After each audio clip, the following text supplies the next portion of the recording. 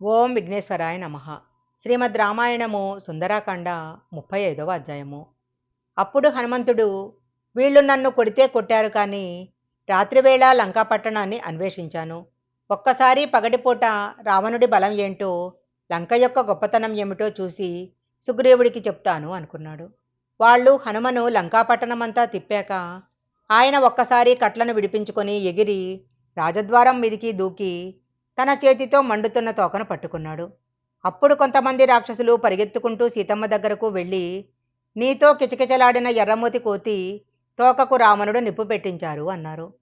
సీతమ్మ వెంటనే అగ్నిదేవుడికి ప్రార్థన చేసి, నేను సర్వకాలాల యందు రాముడికే సేవ చేసిన దానినైతే, రాముడినే మనసులో పెట్టుకున్న దానినైతే, నాకు భాగ్య విశేషం మిగిలి ఉంటే, రాముడికి నా మీద ప్రేమ ఉంటే, సుగ్రీవుడు నన్ను తీసుకెళ్లి రాముడితో కలపటం యథార్థమైనట్లయితే హనుమ యొక్క తోకకు నిక్షేపింపబడిన అగ్ని చల్లబడుగాక అంది.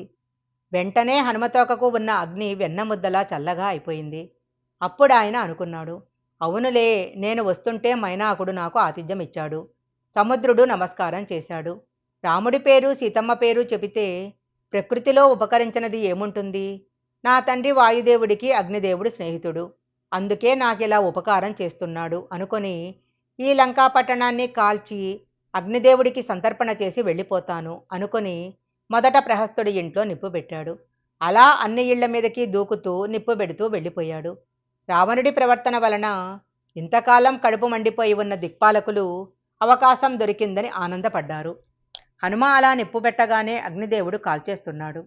వాయుదేవుడు వేగంగా వీచి అగ్నిని పట్టుకెళ్ళి అన్ని ఇళ్ల మీద వేసేశాడు. కొన్ని చోట్ల ఆకుపచ్చగా, కొన్ని చోట్ల పచ్చగా, కొన్ని చోట్ల ఎర్రగా లంకంతా కాలిపోతుంది. లంకలో అందరూ హా పుత్ర, హా తల్లి అని అరుచుకుంటూ దిక్కులు పిక్కటిల్లేలా పరుగులు తీశారు. అప్పుడు హనుమంతుడు సంతోషంగా వెళ్ళి త్రికుటాచల పర్వతం మీద నిలబడి చూసేసరికి ఎదురుగా లంకంతా కాలిపోతూ కనిపించింది. అప్పుడు ఆయన, అరెరే, ఎంత పని చేశాను! అగ్నిని తీసుకెళ్లి నీళ్లలో పడేసినట్లు కోపాన్ని విడిచిపెట్టినవాడు ధన్యుడు. పాము కుబుసాన్ని విడిచినట్లు కోపాన్ని విడిచిపెట్టడం మానేసి లంకను కాల్చేశాను. ఈ లంకలో సీతమ్మ కూడా కాలిపోయి ఉంటుంది. ఏ సీతమ్మ తేజస్సు చేత నా తోకని అగ్ని కాల్చలేదో అలాంటి సీతమ్మను అగ్ని కాలుస్తుందా? సీతమ్మే అగ్ని, అగ్నిని అగ్ని కాలుస్తుందా అనుకున్నాడు. ఇంతలో అటుగా వెళ్తున్న చారుణులు, ఏమీ ఆశ్చర్యము, ఇవాళ ఒక వానరుడైన హనుమ 100 యోజనాల సముద్రాన్ని దాటి లంకాపట్టణాన్ని అగ్నికి హావుతి చేశాడు. లంకంతా కాలిపోతుంది కానీ సింసుపా వృక్షము, ఆ వృక్షం కింద ఉన్న సీతమ్మకు ఎలాంటి అపకారము జరగలేదు. అలాగే విభీషణుడి ఇల్లుకి కూడా ఏమీ జరగలేదు అన్నారు. అప్పుడు హనుమంతుడు సింసుపా వృక్షం కింద కూర్చున్న సీతమ్మ దగ్గరకు వెళ్ళి, అమ్మ, లంకంతా కాల్చేశాను. రావణుడికి చెప్పవలసిన మాట చెప్పేశాను. నువ్వేమీ బెంగ పెట్టుకోకు. వాడిప్పటికే భయంతో సగం చచ్చిపోయాడు. రాముడి కోసం వాడిని వదిలేశాను. లేకపోతే వాడి 10 తలకాయలు గిల్లేసేవాడిని. ఇక నేను బయలుదేరతాను. తొందరలోనే నీకు పట్టాభిషేకం జరుగుతుంది.